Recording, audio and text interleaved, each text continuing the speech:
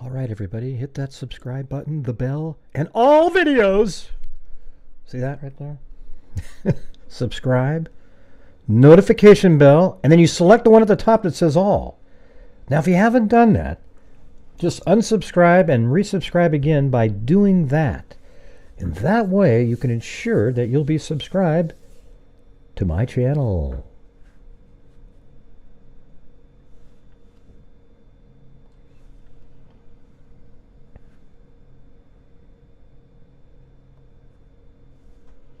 Hello and welcome. This is Grant Hughes of Grant Hughes Investigates on YouTube. This channel evaluates all aspects of true crime. Yeah, YouTube, As stop. you are aware, videos and live streams in this genre often discuss elements of crime that may be disturbing to some viewers. If necessary, take the precautions needed to avoid these feelings. Factual information related to cases is the key to fostering rational true crime discussions. Fortunately, you will find that here. Please hit the like button only once, share the video, and subscribe if you like my content. Thank you very much for watching. This guy may be like the What do you mean, dumbest person on Ray? the face of the earth. Come on, man. What's wrong with you? Did you hear what I said? You know, that's just one step above stupid. Have you lost the last 3 brain cells, or do you just have cabbage for brains? There's mosquitoes the size of bald eagles in that dadgum swamp. 5 brain cells, 4 aren't working.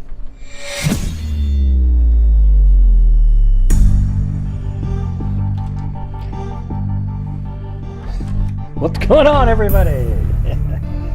What the hell's going on? Yep, here we are back for the evening show. A little bit later than normal. I mean, we've had some later shows lately, but...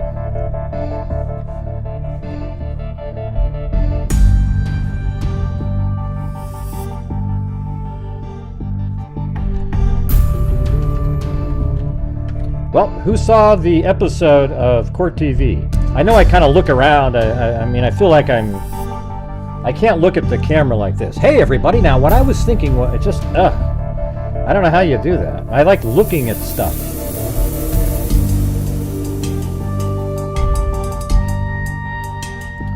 Oh, and by the way, somebody showed me one of Stephan Sterns' accounts that he was on a porn site. He was a fan of this girl on there who's an adult, like an actual adult porn star, but looks just like a little kid. Okay, so that way he could legally look at this crap. All right, is that incredible? Unbelievable. The guy's an absolute wacko. I'm not showing you guys a picture or anything like that, but yeah, like, you know how there's these adults that are really skinny and little, and you know, they just pretend that they're like little girls for these wackos. Hey, thanks, K-Me. Yeah, that'd be cool. That'd be cool. So anyways, it's okay to be honest. How did I do on the show? I mean, this is the 5th time I've been on there, but today was weird because I could see my face, but my voice was like 5 seconds behind, so it was like I was kind of looking around and, you know. Yeah, I mean, that's pretty crazy shit. This guy is amazing at how stuff he can find on this guy. He's got every single account locked out, you know, looked up and cataloged. And oh, you liked it? Okay. All right. Yeah, you know, what was cool is I was able to get into stuff at the end when he said, "So where is she?" And I go, "I don't have any idea, but you know." She has a lawyer, and probably because when she speaks, everybody's out there sleuthing everything that she says. And then I went into saying that I think that it was a script that Stephan Sterns came up with to say. Let's have a good night tonight. Well, thank you. To say, and then I brought up the issue of her 8 o'clock in the morning sighting of her daughter getting dressed. And explain why that's an issue in there. I could hear people kind of agreeing. I don't know if they were, and I wasn't watching them on the screen, but it seemed like a couple of the guests were like, yeah, that's right, yeah.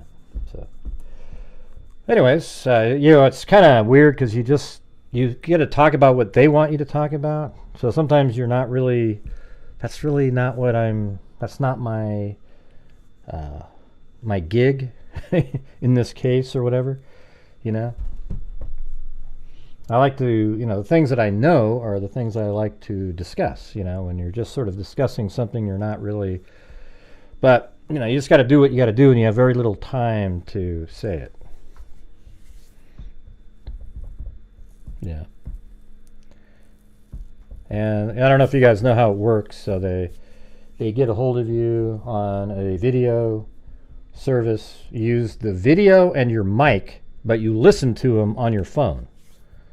And that way you hear live what's going on, but what you're watching is still like 4 or 5 seconds behind. It's interesting though, because like, how does it work? Because I can see him and his mouth is moving when he says, hey, I've got a question for you. And then for me, it seems like I don't know, it's kind of confusing, but.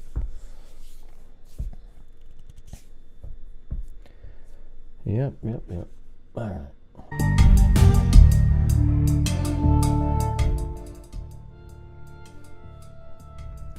But K-Me, thanks for the attempt to start off the night on a great night. As you can see, we're already flowing into the show.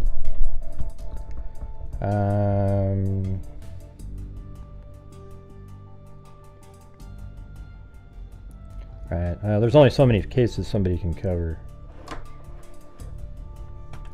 I don't know those ones. You'd have to send me an email. I can throw it into my possible cases to discuss folder.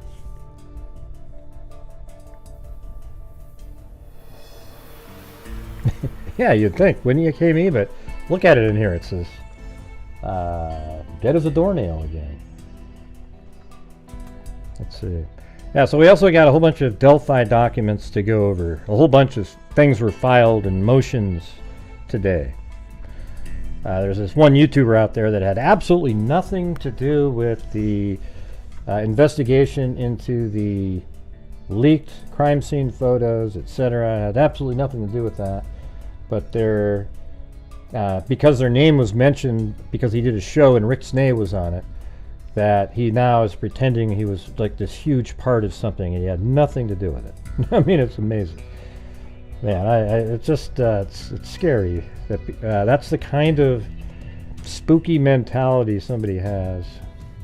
And Truth Sleuth knows exactly what I'm talking about. Who shall go nameless? But it's creepy.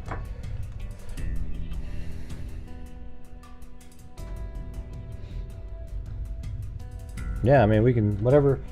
What do you guys want to talk about? Anybody have any questions or anything on this topic? And also, this is our later show. So if you're out there and you want to help support the Grant Hughes Investigates YouTube channel, as K-Me tried to suggest up above, that'd be awesome. Hey, thanks, Janelle Glover. And people go, gosh, I mean, how come you... Well, on this channel, this channel is one of the few that actually makes a difference out there. And we have given $188,000 out of the income from the channel over the 4-year period of time. And that's making a difference. That's where you're literally changing things, especially our DNA fund and our scholarship fund, which is helping people out. Chewbacca? Oh, I'll be Chewbacca if you want me to. I'm excited to finally catch a live show for once. Thanks for all you do. Well, thank you.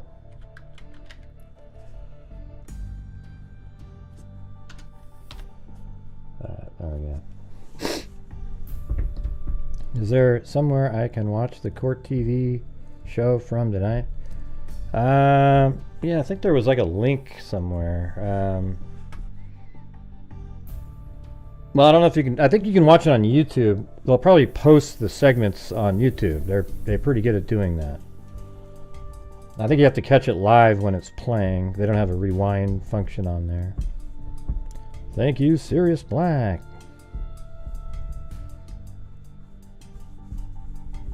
Let's see how my segment does. The last time I was on there for the Idaho 4 case, and it just, that segment got like, gosh, I don't know, over 100,000 views, probably has 200,000 by now, and I got a lot of subs off of that, the YouTube. You don't get too many subs off of Court TV itself when it's playing or somebody's watching it. They don't just open up their phone really quick and subscribe. But when you're watching it on YouTube, people go, oh, let me go check.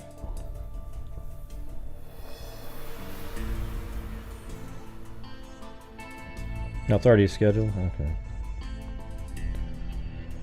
Yeah, so, man, I thought, you know, it's always interesting to be able to go on there. It's a little bit nerve-wracking. It's not as bad now as it was. It's a little different tonight, though, because normally I come on at 5 in the first segment. So I'm already on the show, waiting around, watching Vinny do, like, little, you know, jokes or whatever the hell he's doing in the background. This time, though, it's like I'm just sitting there, and all of a sudden a call comes in. It's like, oh, yeah, is this working? Is this working? You know, and you're just kind of feel like you just have a few seconds to get ready. Using your mic. Like you have to use your mic, but I thought it went through my phone's mic. But I have that lavalier mic that I bought. But that didn't work, so I turned that off and then turned my mic back on my computer, and then it worked. Now we have two, Blue and Chloe.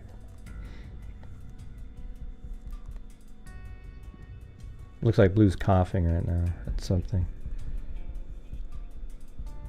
Sometimes he coughs to try to get something to eat, it feels like.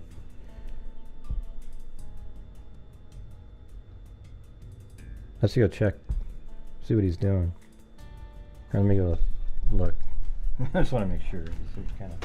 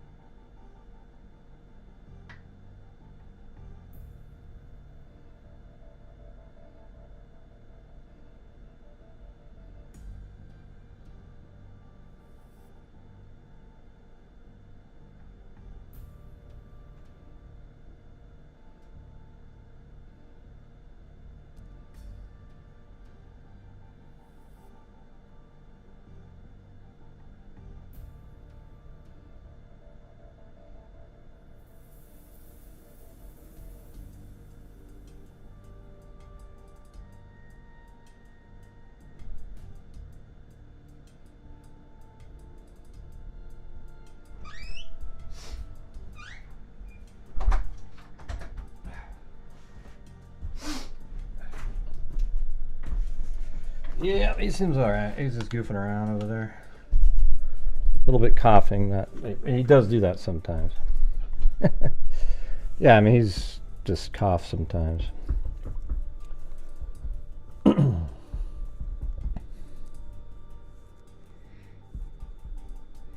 don't know. She's doing better. She just has irritation on the butt. You know. She's on... I think later this evening we'll give her first Imodium, or I don't know what you call it, but like a anti-diarrhea medicine, something like that.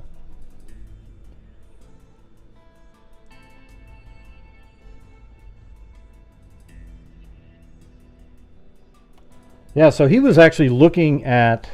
He must have over 40 images of 5-year-olds or younger on his computer. Because look at, here's the actual huge document right here. Look at this. This is the, oh, you can't see it. Hold on.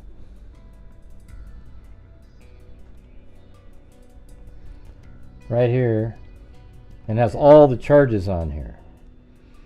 You know, like,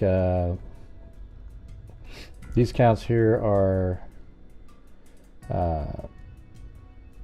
this one is for commit a sexual battery upon a female identified as, and this is for her specifically. And then still same thing. So just all the charges they keep repeating, and then they change it when it's a different type. So this one is while in a position of familial or custodial authority with a female identified as. And then down here, a person less than 12 years of age. And look at, then it says to touch his, private part there. Wow, so that's going to be her, and man, that's crazy. Yeah, so again, you can, I don't know if you can read that, but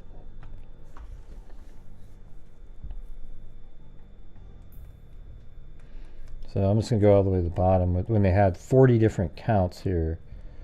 So look at this, what it really says in here. It says, knowingly passes any photograph, motion picture, exhibition, show, representation, image, data, computer depiction, or other presentation to wit, which in whole or in part, Sterns knows to include any sexual conduct by a child, and in so doing possess 10 or more images of any form of child pornography, and the content of at least one image contains one or more of the following: a child who is younger than the age of 5.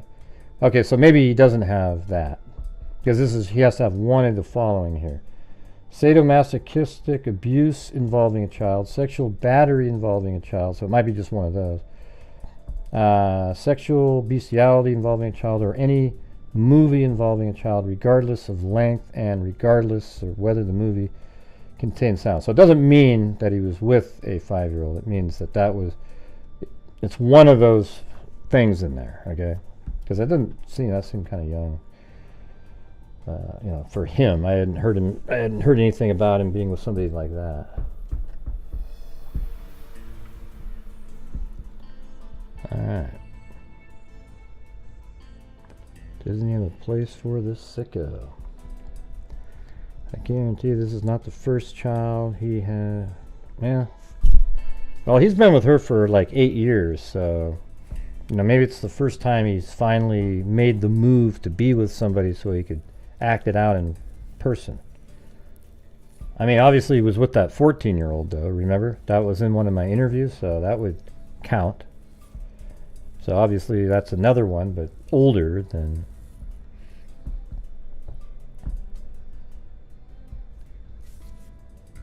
That makes me wonder if he had more images they haven't found yet.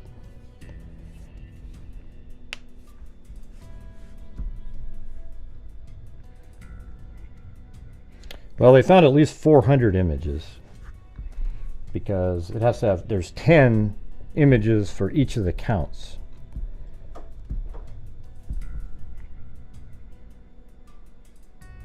And that was probably a break, giving them a break. Because wouldn't one image be enough almost, But it's like, well, if you have 10, okay, that's one count. Well, if you have 20, that's 2.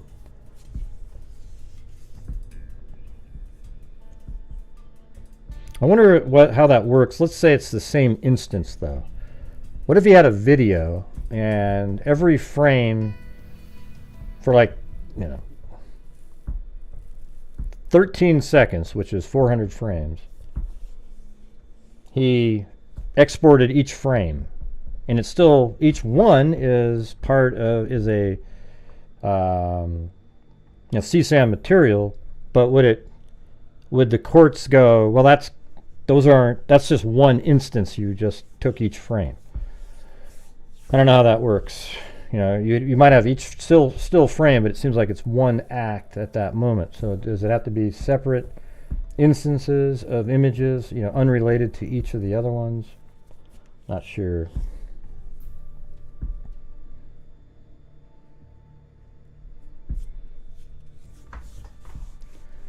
I hope he's kept his old phones, and upon a search of his home, they find those too. There's so much more evidence out there somewhere for sure. They don't put... Yeah.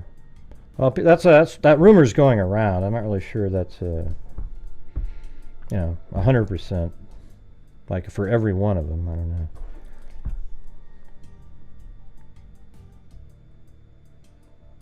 I hope they kept his old phones upon a search of his home.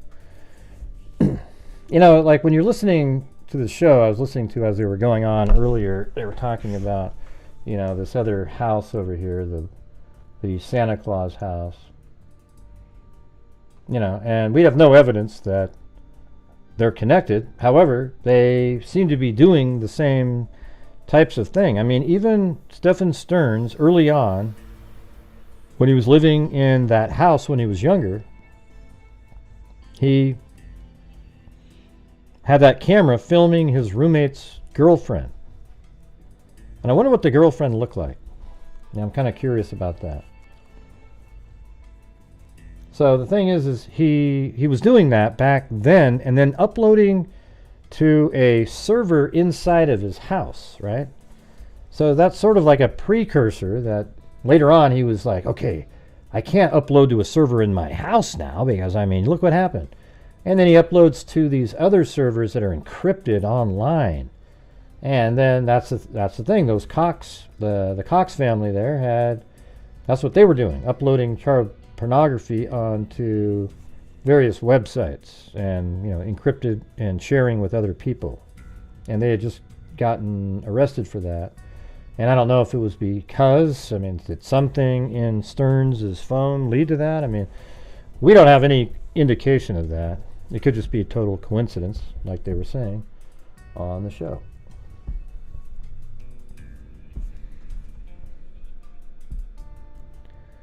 My assumption is that he drugged her in the early morning hours. Yeah. That's what we've been talking about.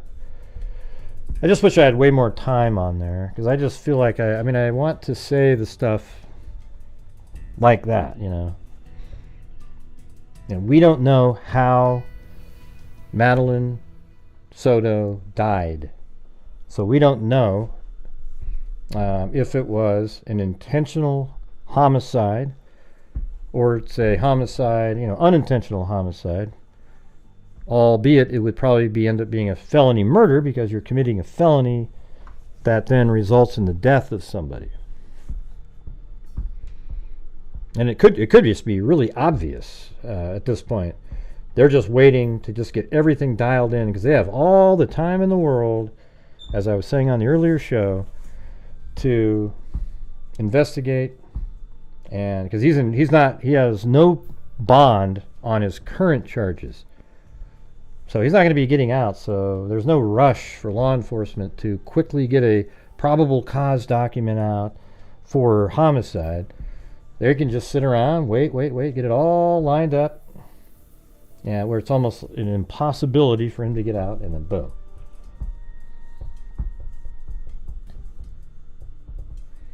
At the time you had, though, you made excellent points. Well, thanks. Yeah, I mean, that is him at Disneyland, by the way. And I think that Disney is, that's what I said on the show, is just trying to say he didn't work for us, meaning, you know, maybe he worked for a contractor who then worked there. Because every one of his friends said he worked at Disneyland. Okay? Every one of them. So that absolutely is him, unless he has a perfect doppelganger of himself. I mean, like one that's just identical, even sounds the same.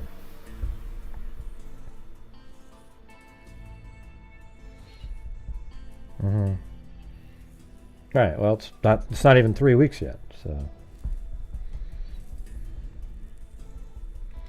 and when you say just there's 3, that's just because you can run the same thing simultaneously.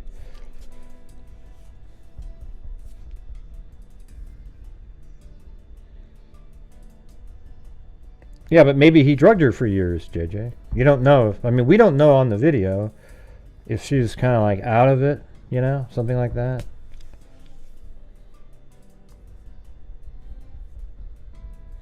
Well, I've talked about why. I think that they didn't see when they found her body. There's a couple things we've talked about. One, when they found her body, they didn't see any obvious signs of how she died. There was no strangulation marks, nothing like that. And yet they know her body was dumped there by Stephan Sterns. So then they have to go rely on the autopsy. And maybe the autopsy said, we need to see what the toxicology reports say. And then now they're waiting for that, perhaps. Or it could be that they have a sign where you can see, oh, wow, she was smothered or strangled, something like that. But they can't tell who did it out of the two people. They're both there. There's no DNA or anything indicating that he did it. And they know that she was in the car being moved around, and absolutely plausible that he was just trying to dispose of her body after she died in the house from a drug overdose administered by one of, likely Stephan Sterns, okay?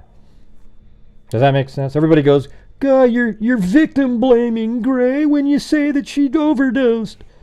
No, I'm not. I'm saying that she was drugged by Stephan Sterns. Okay. All right, but come on, you guys. We're starting off horrendously on this show tonight. On this show, every single night, we raise funds to help support the channel and do all the cool things that we do. So if you're able to, if you could help support the channel tonight, that'd be awesome. And we'll just keep on trucking. But we are started off the show in lull mode, basically. Mom said she had a crush on a boy, too. Yeah, that doesn't have to do with anything, I think the mother had cognitive dissonance. I think she couldn't face that was obvious, so she made excuses.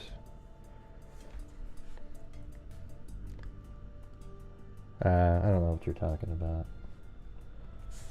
Moderators aren't keeping up on the chat. We always get the wackos showing up in here.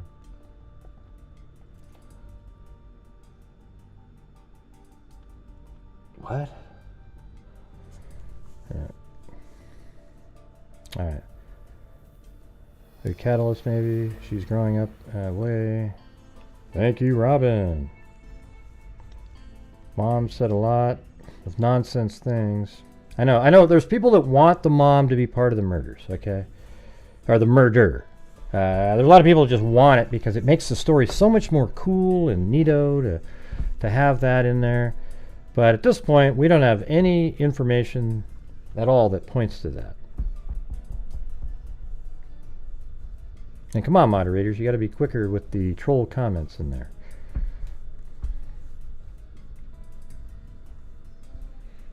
I go by facts, not assumptions. That's what everybody says. And then when it comes down to it, they're entertaining the crazy. But that's good. That's a good way to be. We know she lied. That's what we know.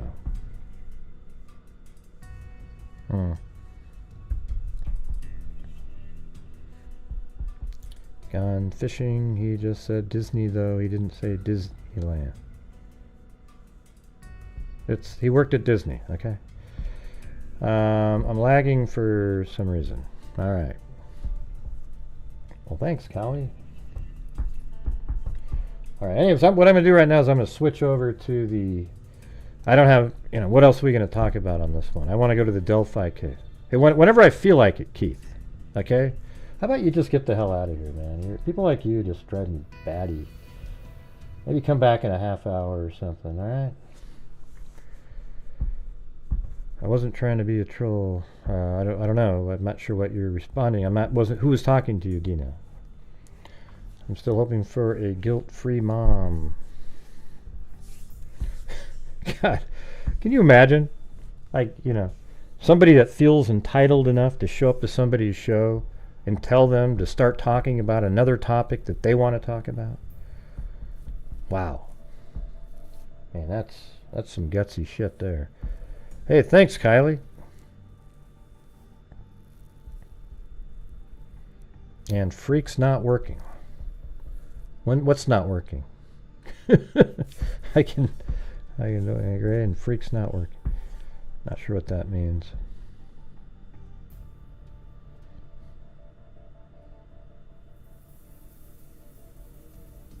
Yeah, we already knew that, though, Gone Fishing. We already knew that. We've talked about that 5,000 times, that he worked at the Figment ride. In fact, he even named I bet you didn't know that he named Madeline in I think it was Instagram or something like that, and her name was like Figment. All right, Little Figment, something like that. All right, you probably didn't know that. That's okay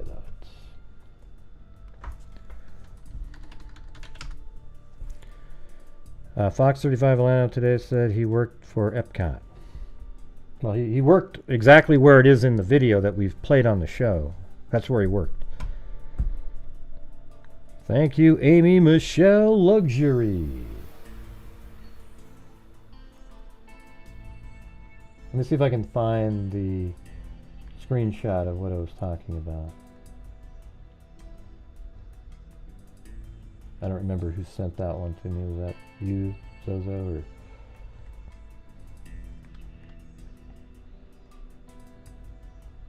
Oh yeah, Little Figment right there. All right, look at this right here is Madeline Soto right there. See that? And look at her username on Instagram, Little Figment, and he worked at the Figment ride at Disneyland. Okay.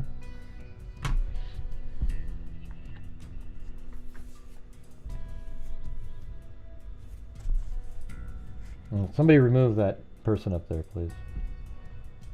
I don't want to see that comment any longer.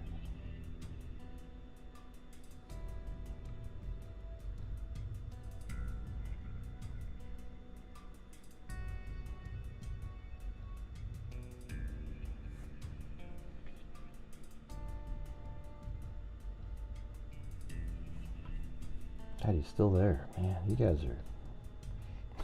gotta get going here. Jesus.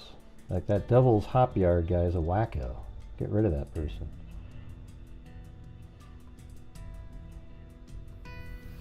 Come back tomorrow, maybe. Alright. Man, I shouldn't have to be sitting there reading every comment that diligently. I feel like we can't make any assumptions about the mom until there's more evidence. Now, CC was used fraudulent. Oh, okay. Wow, that sucks. He was physically on property of Disney performing a job for pay. Let's just agree that. Yeah, I know. Everybody knows he worked there. I don't even know. Who cares, though? We know that he worked there. I don't care what the specifics are. I don't even care what ride he worked at. I don't care about any of that stuff. He worked at Disney. Okay? A place where kids walk around. That's why he worked there. Just like all these guys do. They like to date women that have little kids. They like to live near schools. They like to be around little kids as often as possible in a seemingly non-nefarious way. Just kind of mold in. Yeah, it's just, that's it.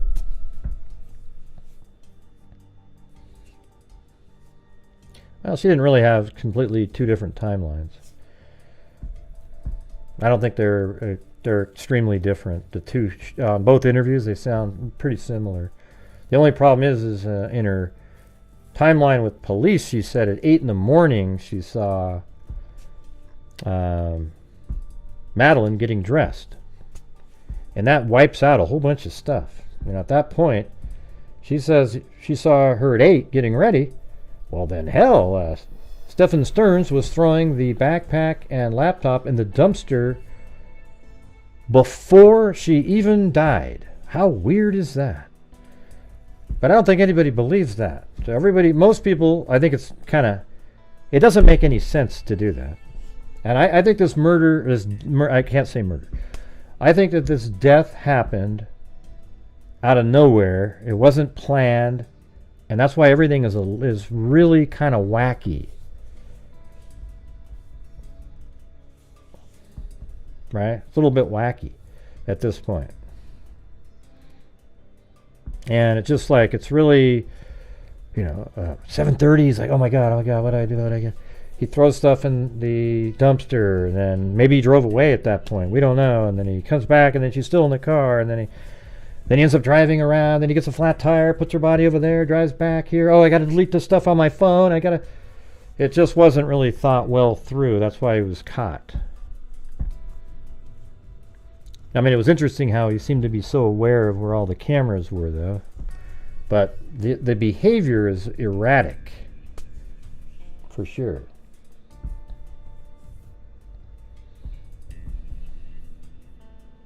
You know what I'm saying? I mean, it's weird how it like bothers people if you don't call it a murder, because I don't know what this is yet. Do you? I mean, let's do a poll on it and just see what people. But you know, I mean, this is anonymous, so. Was Madeline? I'm just gonna do.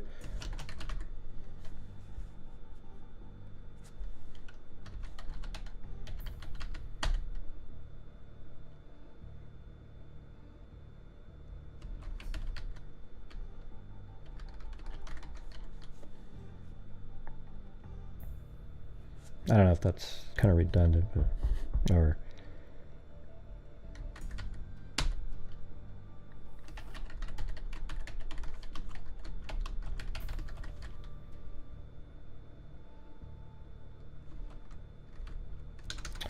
yeah, it's like it's hard to do it the other way because everybody they'll get upset if you say died accidentally, because that's not what I want to say anyways. But I'll just say died unintentionally. How about that? Okay. Died by some other means. Okay, there we go. That work? Between 1 and 35. Oh, I have too many characters.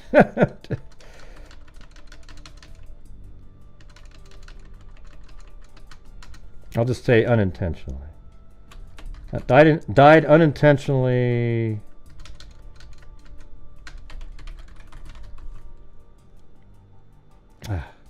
I don't know. I don't really know how to say it. But anyways, let's just do it like this. But you know what I mean. Like murdered intentionally and then died unintentionally, meaning, so the second one is some other event happened, whether it be drugged or something else where she died and then a cover-up had to happen. Maybe I should have put that in there or something.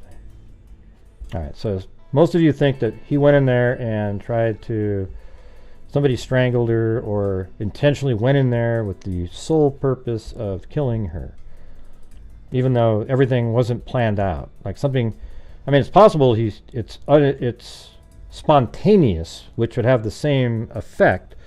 Like he found something out right at the last minute. Like she says, I'm going to tell somebody, and then he snapped and he still didn't have it planned because he didn't plan it. He was going to continue to keep doing what he was doing for a while. Yeah, maybe that's a good way to word it. I mean, it's not planned, but if she's drugged, like for him to have control over her, then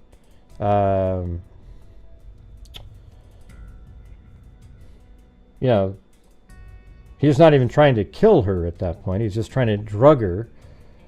It's just, and then she dies of the drug somehow. Yeah.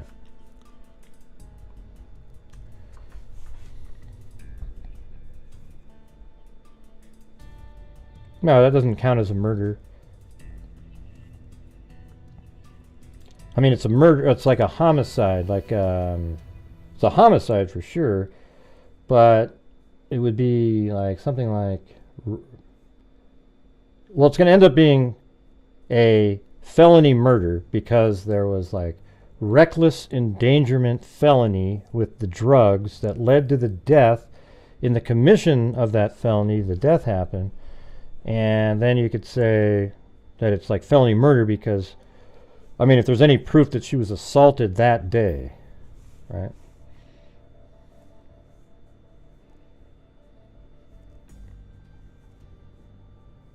Yeah, see, look, it's kind of like, you know, 63% isn't overwhelming, you know, it's like it's pretty.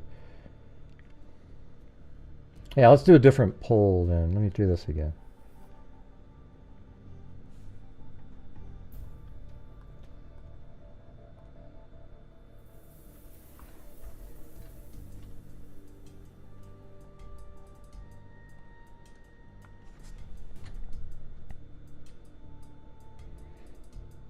Let's see.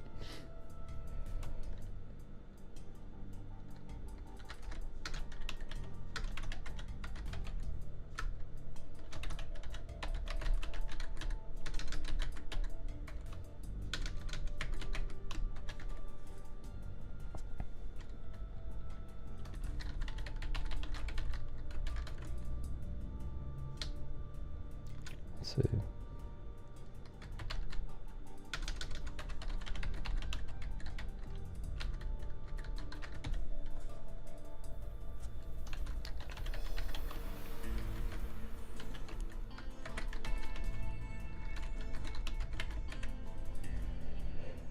All right, there you go. These are just for people who think there's a murder here. So if you don't think that there was a murder and it was like drugged for some other purpose and then she just died randomly.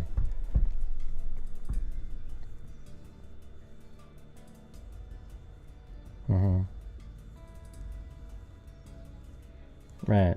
But unlawful killing means that you intentionally tried to kill them, not if you drugged them for a different purpose and then they died and it wasn't your intent to kill. Like, I think murder means you have intent to kill somebody. Homicide means that another person is responsible for killing somebody, but it doesn't. It's different. Like, a homicide doesn't mean it's a murder. Yes, it's true, Sayabane. Antipsychotics are often used for bipolar manic episodes.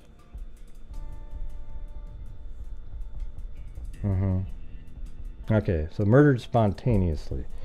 Yeah, that one makes more sense given the set of circumstances, right?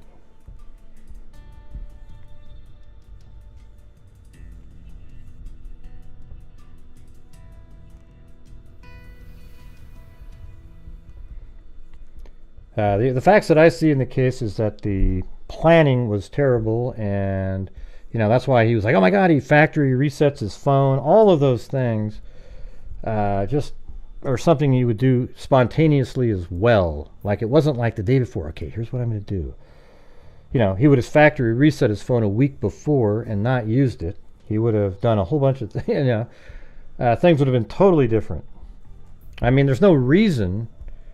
Okay, yeah, so they had to remove the backpack and laptop from the house because the ruse is that she went to school.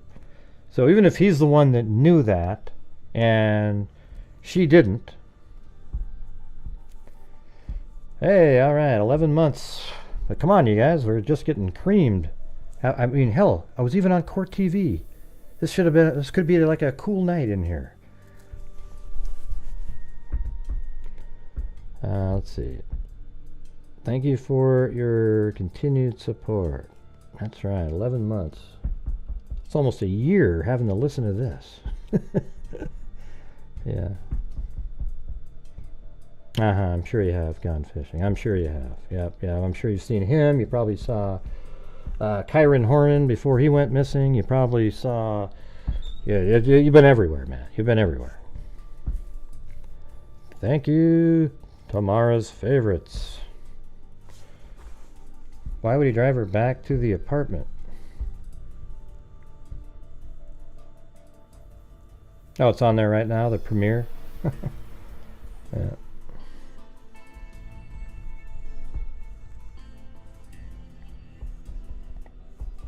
Man, just... And we can still do the same thing, you guys. If you get $5 or more, you're into the spin at the end of the show. Maybe we'll try to do that for the Chloe notebook.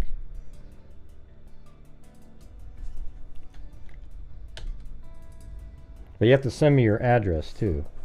I don't know if the winner sent me theirs from yesterday.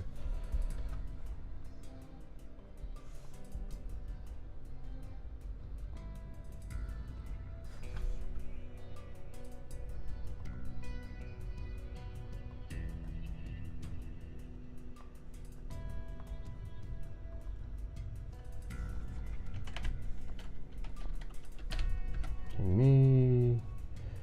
Okay, me. Danelle Glover, and that's it.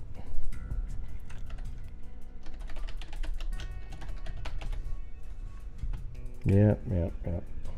It's alright. You could have been using Jen's meds. I don't know if that's true or not. I mean, I guess so. I mean, but he liked his own kind. One of the friends actually messaged me saying which drug.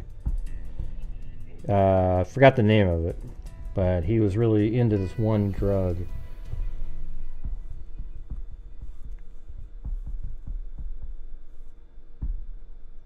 Alright. Anyways, I'm going to switch topics now. So I'm going to switch over to Delphi and just start reading, see what happens. Yeah, Zopliclone or something like that. No, it wasn't Adderall.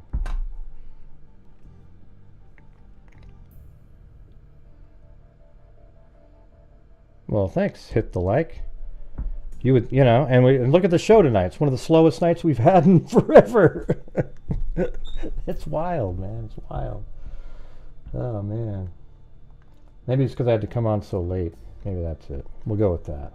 We'll go with that one. So anyway, not that. That's not the one.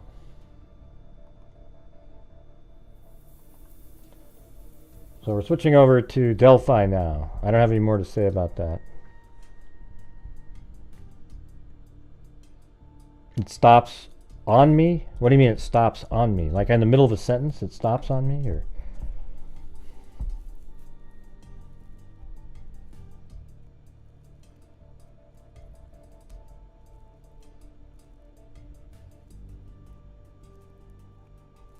well, I've been on there 5 times.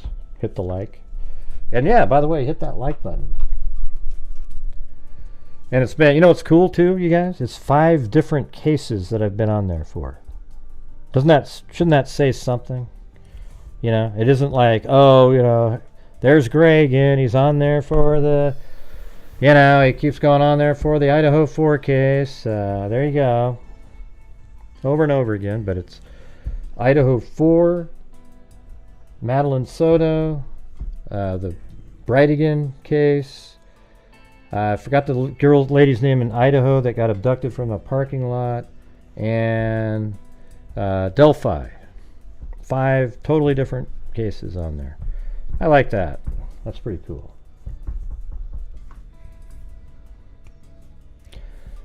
Well, it was weird too, because there was a long time ago, I remember like the whole Court TV and all those guys bugged me the way they did stuff. But after a while I realized how they're doing it, and it's really difficult.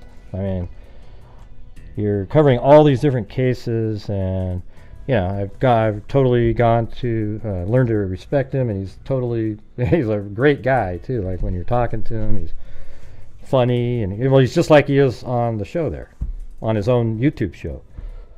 That's him right there. There's no difference.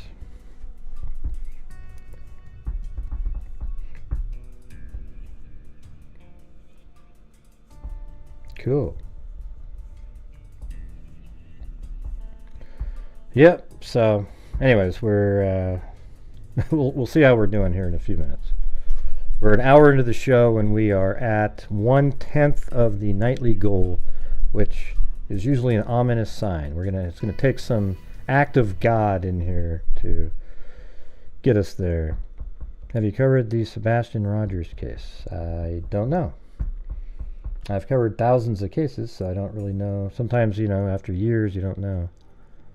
Oh, Sebastian Rogers, the guy from Australia, right? Is that what you're talking about? I was going by the lady, her name.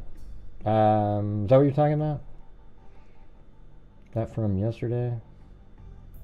Oh, that's Samantha Murphy. Never mind. So, no, I don't know what you're talking about. This Sebastian is new. Well, there's a Samantha Murphy, and she said Sebastian Rogers. Isn't that the guy?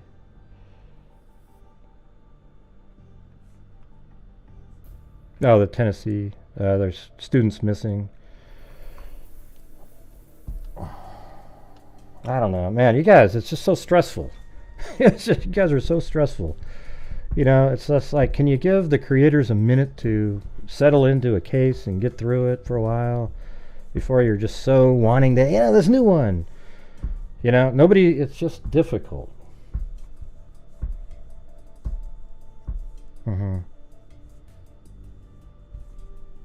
Yeah, the Koberger update is that his attempt to throw out the grand jury indictment is not going to be seen by the Idaho Supreme Court. All right.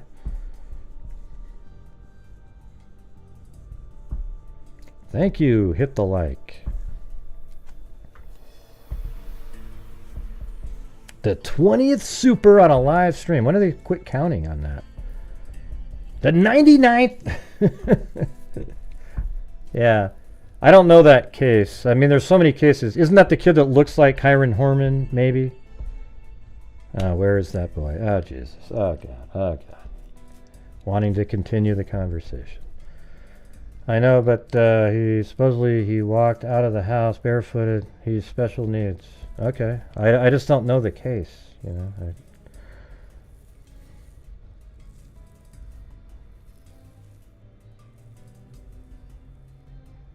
Is this like this huge case being discussed right now or something? I mean, it's like everybody seems to know this one in the chat here. I don't have any idea about it.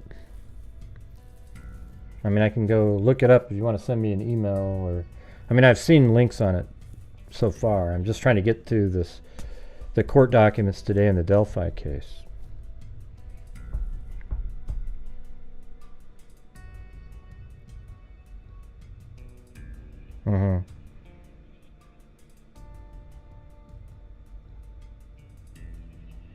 I thought there was another one too. Is that the one where he had a dog and he brought it back? He put the dog back in the house, but he left barefooted? I remember seeing something like that. But that seemed like it was a different kid.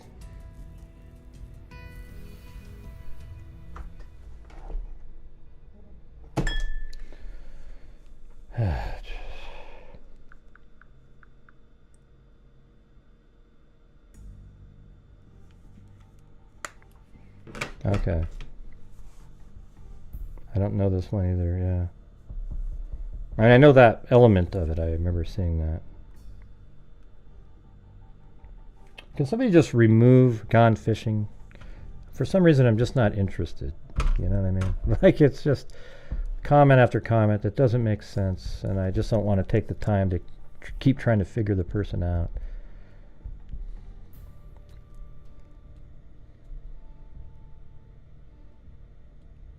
I'm not going to contact anybody on YouTube. You can forget that. Never going to talk to the other person that you talked about. The second name that you mentioned is one of the worst people that there is on the planet. Let's see. I'm following a missing college student. Okay. Yeah, I saw that one. Can you guys just send me emails on these ones? Yeah, I wasn't referring to you, Karen. I'm just, everybody keeps talking about it over and over and over again.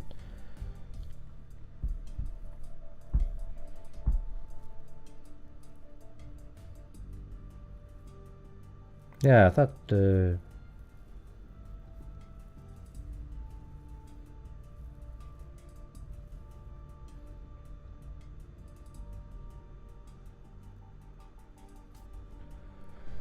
Wow.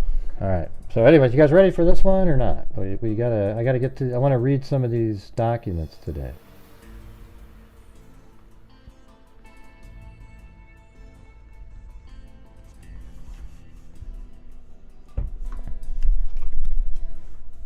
It just seems like we're, you know, I mean, here's the thing is, if I don't know the case, I don't want to, there's nothing I can talk about it. So if it's just people in the chat randomly saying stuff, think about how that is from my perspective. Like you're actually trying to present something, and everybody's talking about a case that I have know nothing about, and I'm just going to go, yeah, okay, yep, all right, okay, yep.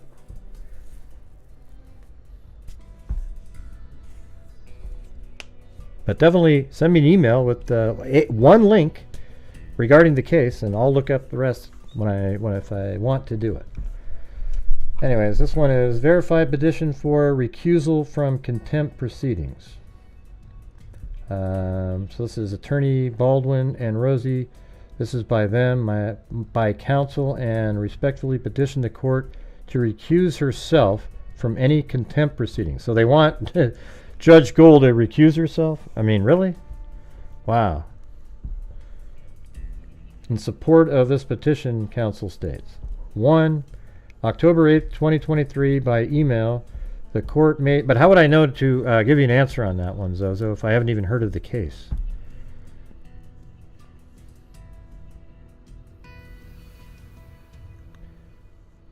Thank you, April Rain. On October 8, 2023, by email, the court made inquiries about suggestions for law enforcement investigation of a reported leak of discovery material subject to protective order, Exhibit L, etc. In the email, the court sua sponte, whatever the hell that means, offered to use its contempt power it did not have under circumstances to assist the investigation by compelling the cooperation of recalcitrant content creators. The court's initiation and participation in the investigation give rise to the appearance of a lack of neutrality and independence. The court instructed defense counsel they were expected to cooperate with the investigation, which they did. This was further involved in the investigation. The court has received much information from the attorneys and other sources concerning the leak that may or may not be admissible in a contempt proceeding. Recusal is appropriate to avoid the possibility and appearance that the court is considering even outside the evidence and testimony actually presented at a contempt proceeding. Without having heard any evidence and without even having reviewed the document sent in an accidentally misdirected email. Yeah, that's the one they sent to the felon out there.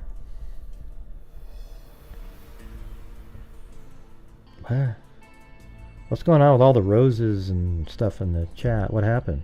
Was it somebody's birthday or?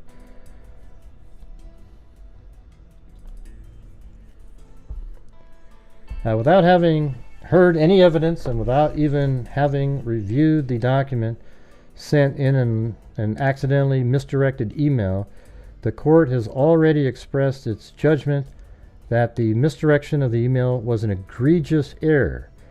It is therefore, at least appears, the court has prejudged the contempt allegations by the state regarding the misdirected email. Well, it is an egregious error. You sent a felon the witness list.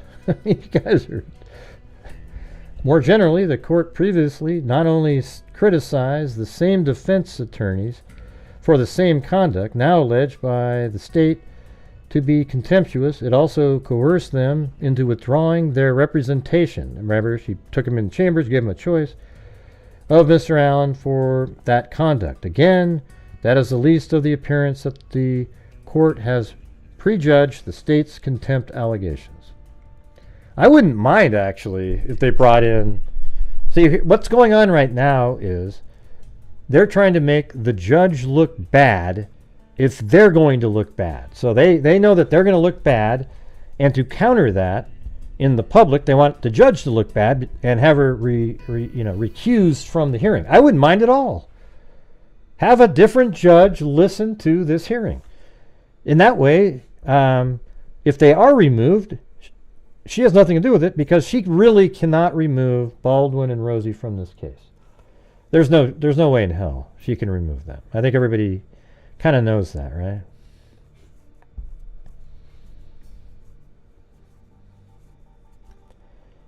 So defense counsel will offering admissible evidence that Gary again, Fig Sauls, a person who has involved himself in the case on the internet, claimed to have received the disseminated confidential documents and that his source for the documents was an employee of the court protesting too much Gary has now written a fawning letter to the court denying allegations that have not yet even been made.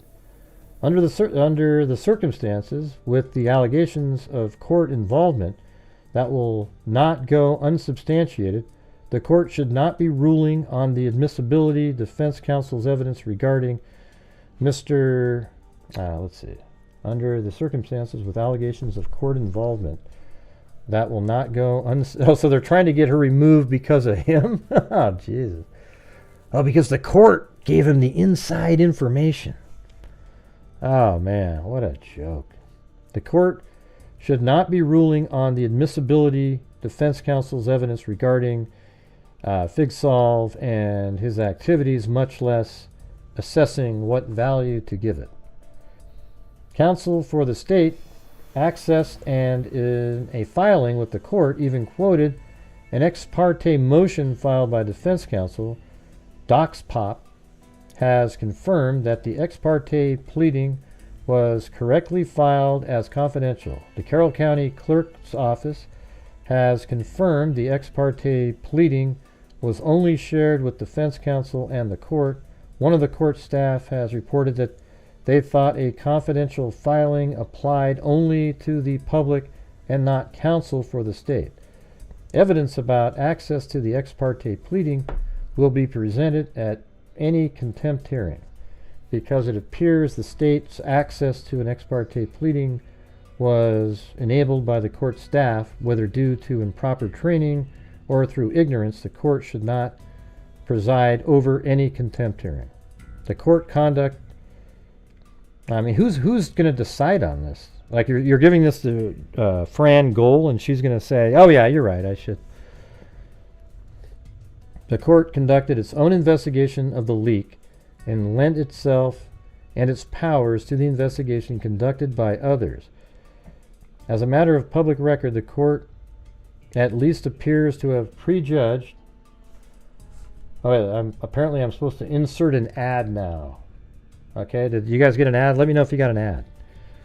It popped up on my screen. It says, this would be a great time to insert an ad. Did you get one? I mean, the support on the channel is so terrible.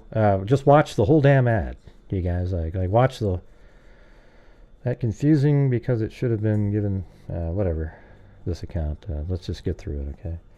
The involvement of the court staff will now also be the subject of any contempt hearing. Under the totality of the circumstances, the court cannot appear to be neutral and detached arbiter of the state's contempt allegations, and accordingly, the court should recuse itself from the contempt proceedings. And there you go, that was it. So it's trying to ask the judge to recuse herself. That's one of them. And I guess here's another document. Let's see what this one says. Okay, witnesses. Okay. Notifies the state that the court that in addition to all witnesses and exhibits previously disclosed, he may call the following witnesses and others and offer the described exhibits. Witness Stephen Wood, Angela Sadlowski, Julie Melvin. I mean, the fact that Julie Melvin is even mentioned in here, it's right up there with Slow Joe. It's an absolute embarrassment to mankind. Julie Melvin is irrelevant other than the fact that she's caused so much grief, anguish, and misinformation in this case over the years that she should be shamed for the rest of her life. But now she's in some sort of a document as some really interesting witness. Ooh, ooh, ooh, ooh. Communications between Figsolves and the prosecutor McLeland. Communications from Figsolves about prosecutor McLeland. And see, what's weird about Greeno, this guy right here, this guy has absolutely nothing to do with anything involving the leaking information. He had nothing to do with the investigation into it at all. They have his name on here because he did an episode on a show that I was in. I was in the documentary, Crime Nation, Delphi Murders. And they want you to watch and review it because Rick Snay was on there. It has nothing to do with him. But he wrote a letter to the courts as if he has some, huge part in this. And it's just not true. It's amazing. This guy will take advantage of any situation. It's unreal. He just, like what Truth Sleuth said. He inserted himself, as usual, including filing another ridiculous letter. Yeah. And by the way, his letters, he's not writing those things, okay? He's I can just tell you, he's not writing those. So anyways, Fig Solve's YouTube episode regarding Delphi investigation. Fig Solve's communications regarding staff revelations. Fig Solve's communication regarding disqualification of the defense counsel. Documentation of the relationship between Fig Solve, Fortson, and Cohen. Fig Solve sending defense work product to MacLeod. And if you mean him telling MacLeod that he received one of the crime scene photos that you guys disseminated? Yeah, that's true. And then MacLeod saying you have to delete those. Okay. Fig Solve sending information to MacLeod. Fig Solve's identifying source in Delphi investigation. Well, I knew about the source before he did. And it's because there was somebody on social media spreading the information that there was something coming out. Right? Even the murder sheet knew about it. Well, that might have been because of Westerman, but we don't really know. They knew that something was coming out. And so I don't know why they're going after this Fig Solves guy. Maybe because they've been really hard on the defense team. Why don't they come after me? It's weird, I mean, I don't want them to because I want to be able, just do my own thing over here. But I mean, I think the defense team in this case are an absolute abomination. Okay, and I've said that for a long time. I think they are unethical. They intentionally. If you read through what MacLeod wrote in terms of trying to explain the bad behavior by the prosecutors, you'll see what they were implying. It's just absolutely incredible that the defense team.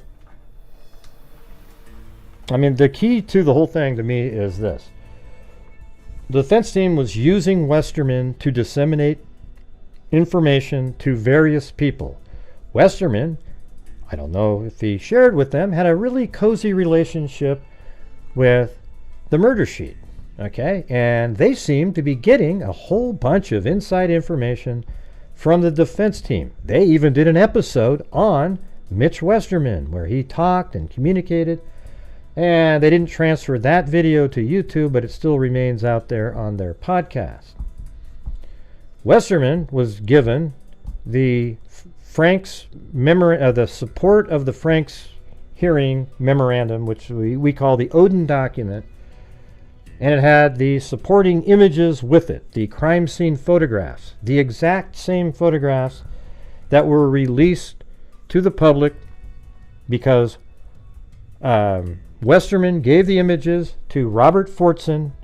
Robert Fortson then gave them to a person named Mark Cohen, who then put them and distributed them to all these different YouTubers, etc., etc., etc. The investigation then led back from Mark Cohen to Robert Fortson, back to Westerman, and then that led to it becoming from the defense team because Westerman used to work for Baldwin.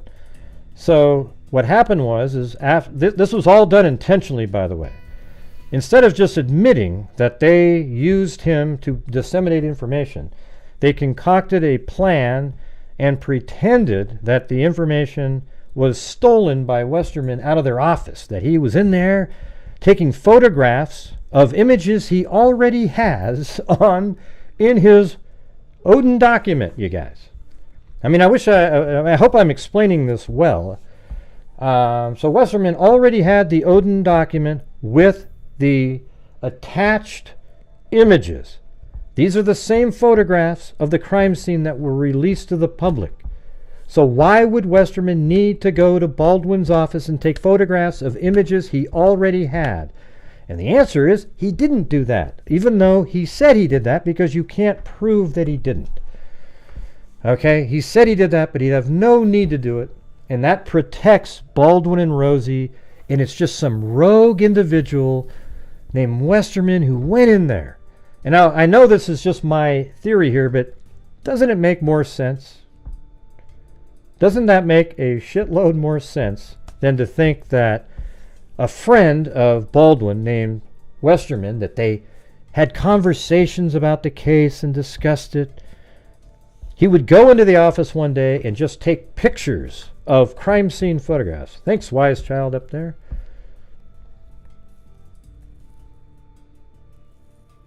Yeah, definitely. Is there anybody out here that's from been following the Delphi case? Does it make any sense to you at all that Westerman went in there and took photographs of crime scene images while he's waiting to meet with Baldwin? They go, yeah, would you go in that room over there? Baldwin's not ready yet. Yeah. And he goes in there, oh my God, I'm going to take pictures of the same pictures I've already got. This is awesome. I can have a whole bunch of them. Well, why don't you just stay at home and take 98 pictures of the same ones? It would have been great. Well, thanks, Scott88SH. It's not showing up in my numbers tonight, though. Now it's like, man, if I'd done my show at the right time, it might have been better in here. Yeah, it does make sense. What I'm saying makes sense. And it fits a pattern, by the way. So the defense team of Baldwin and Rosie have been disseminating information the whole time. So you got to remember, they're the ones that broke a sort of verbal gag order. Then after they broke that gag order, they put a gag order in place. They broke that by putting the Odin document out there without the exhibits, of course. So it talked about Odinism, that there were runes at the crime scene, an F on a tree. There was branches that had designs of runes on the bodies, etc., etc., etc. But people are like, well, who believes that? Ooh, we got to put the images of the crime scene out there because there's branches on each of the girls. So if we put that out there, people will actually believe it even more. All right, so listen, what you need to do, it's so obvious. It's so freaking obvious. Well, thanks, A Blank Slate.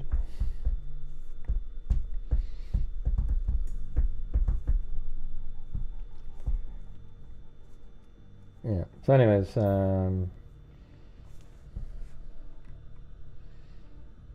what's it say down here?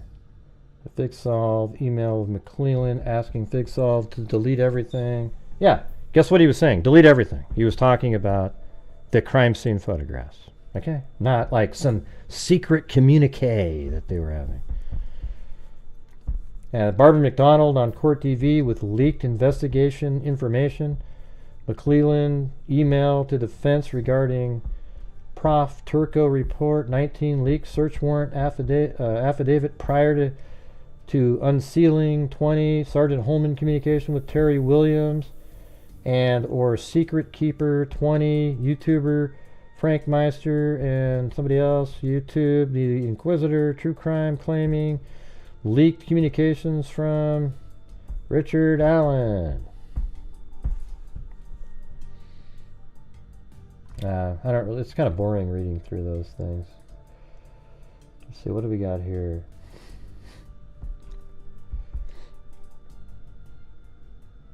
Yeah, I don't know. Barbara McDonald, she seems like a nice lady and everything. It's just, she's really into the Ron Logan being the killer theory still.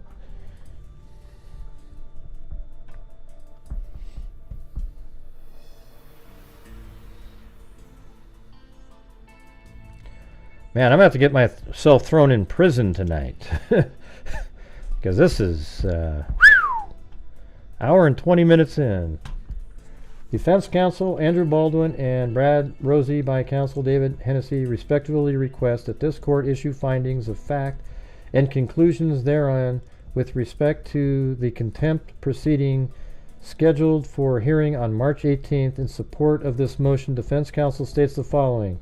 Indiana Trial Rule 52A provides that upon the written request of any party filed with the court prior to admission of evidence in a case where issues are tried without a jury, the court shall find the facts specifically and state its conclusions thereon. Wherefore, defense counsel by counsel respectfully requests that this court issue findings of fact and conclusions thereon regarding the contempt proceeding scheduled for hearing on March 18th. So what are they trying to do? The fact and conclusions thereon regarding... I mean, are they just... Not sure what they're trying to get out of it. Motions for specific findings of fact and conclusions. So you want her to give you her findings before the hearing, or like what? It's kind of weird.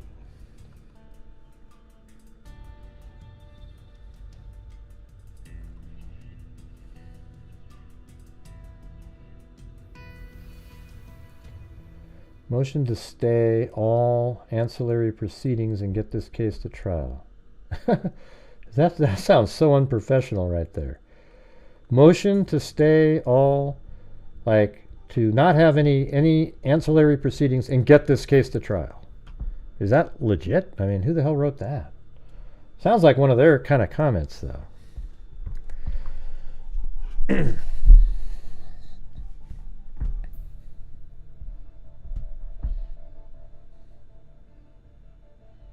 Well, she does like, she is into Ron Logan there, Karen. That's for damn sure.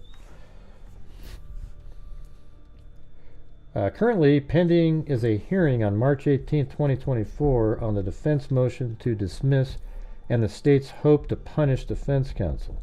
The motion to dismiss directly affects the case and the prospect of trial. The state's request for the court to punish defense counsel does not. The state request to punish defense counsel includes alleged acts and omissions over a year old. The state did nothing about its complaints until the day after the Indiana Supreme Court reinstated defense counsel. The contempt hearing has already required many hours of preparation, will require many more, and the hearing will last at least 1 day and probably 2. This is just a distraction for everyone from preparation for a trial now 61 days away. It is also a disservice to the families involved. Oh, you're like, you guys give a shit. You don't give a goddamn about the families. Yeah, I got the spin on. It's just I'm not going to be able to do the spin because you have to get to the, got to get to the end, get the goal. Just dead. Not sure what tonight is different than last night, or just the way it is, like you always tell me.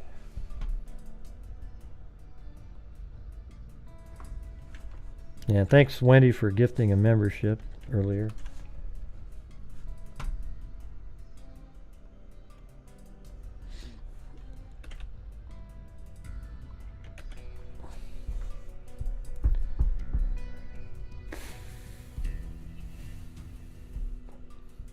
Since the prosecution delayed as long as it did before seeking contempt sanctions. No, it didn't. What the hell are you talking about? Clearly, time is not of the essence. There's no reason not to prioritize trial over ancillary questions of contempt. Any such issues could be litigated and resolved after trial, no matter the outcome.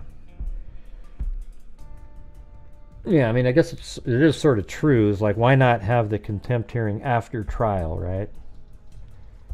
You know, bring them in and go over this whole thing.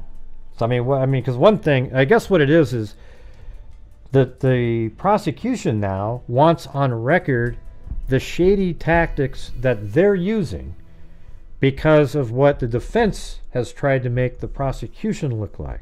So you want to get that out there before the trial starts. And it sucks we're at that place now. Yeah, it seems like they're trying again to delay the trial. they're going to start going, we just don't have enough time. It's only 61 days. Yeah. And it's the prosecution's fault, everybody. Okay, well, let's do this. After the hearing, we'll delay it for the exact amount of days it took until that hearing ended. And from when you did it. So we'll add 20 days. Well, we'd like to do 2 months. Oh, you want to do 2 months now. So you're actually adding to the days. Oh, so you weren't ready for it. Right? Watch this. Guarantee it.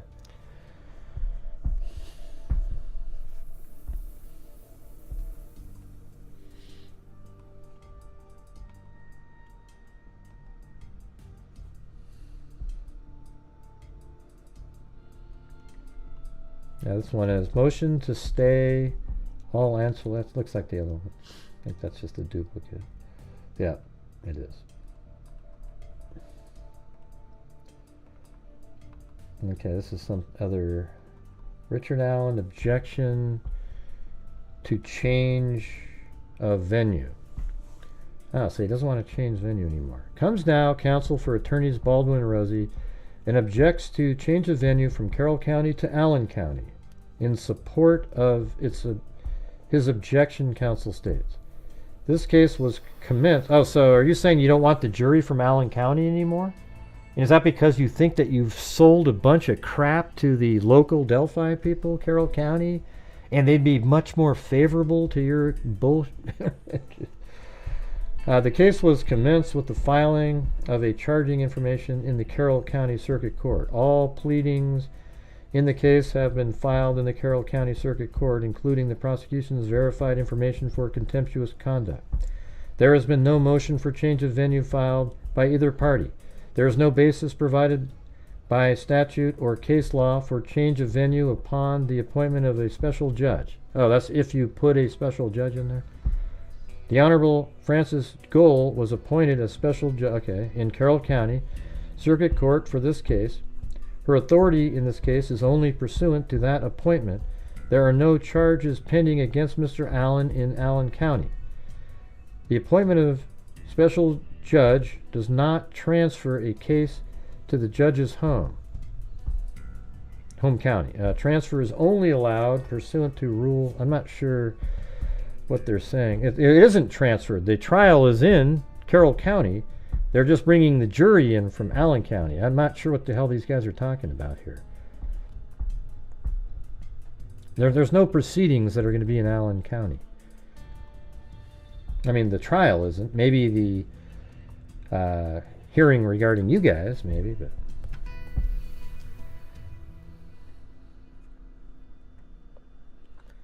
Verified petition for recusal of prosecutor from contempt proceedings. Come now, Attorney Baldwin Rosie, my counsel in respectful petition to court. On January 29, 2024, the elected prosecutor, Carroll County, filed a verified information of contemptuous conduct. All the alleged acts or omissions in that pleading are more than a year old. The pleading was filed the day after Attorney Baldwin and Rosie were reinstated as appointed counsel for the accused. Okay. Well, I mean, you knew about it way before. That's why you were removed from there.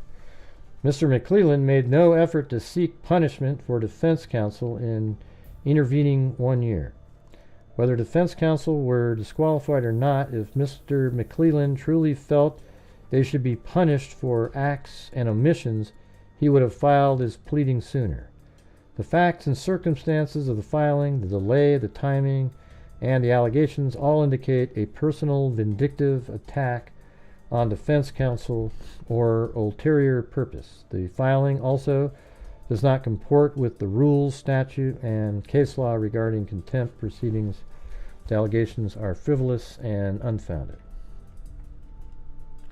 Mr. McClellan accessed, read, and quoted a defense pleading that was filed ex parte. Mr. McClellan's theory on one of his accusations is that defense counsel should have voluntarily communicated with him and that the court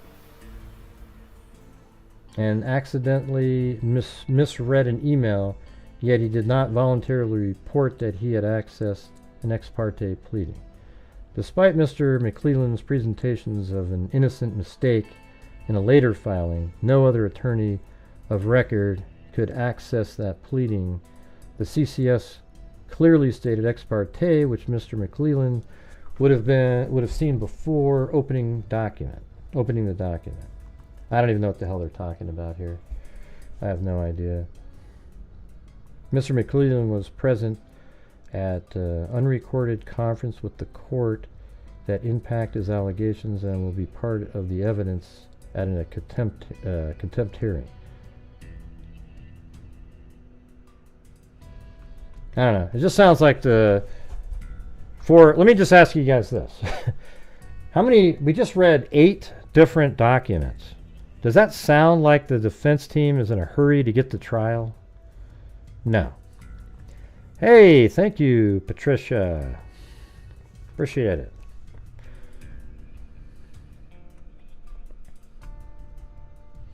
They don't seem like they're in a hurry at all. So.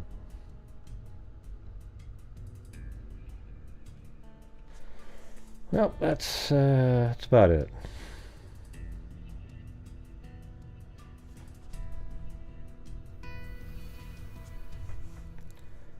Yeah, just games.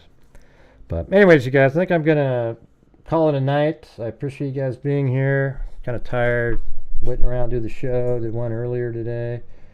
We're just, it's a big struggle tonight anyways, so we're just going to have to call it a night. All right, so thank you for the people who helped. Kami, Janelle Glover, Sirius Black, Robin, Kylie, Amy, Michelle, Luxury, Tamara's Favorites, Allie Cake.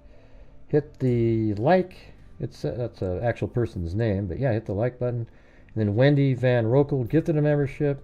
April Rain, Wise Child, A Blank Slate, and Patricia M. Donahue. All right. Well, thanks, everybody. We'll see you guys tomorrow. And as I always say, until next time, be safe out there. Yeah, I've been doing this true crime thing for quite a while now. And during this whole time, I have not seen one person that is a crime dissector, flag rejector. I'm a certified human lie detector. Gonna get ya on a stretcher if you try and play me like an old projector. Crime sector is my nectar. Professor Gregor's gonna give another lecture. Crime collector, freak connector, and I'm always gonna be a pup protector. Fool deflector, interceptor, and I'm meaner than a spectre with a vector on his pector. With all respect, y'all, just remember I've a temple fucking checked ya. I have no agenda, I'm no pretender, and I'll serve it to you straight without the blender. And in the end, I'm gonna send ya on a mission to reveal the true offender. Yeah, so I'll just get right back to work. All right, everybody? Talk to you later. Good night, everybody. And thank you, Ginger. Oh, yeah, and also thank you to Ginger and Tania on PayPal. Thank you. Thank you, guys. Got to get going now. All right. It's just, I can work on a video or something for tomorrow instead of just sitting here and just kind of treading water. All right. So see you guys then. Be safe.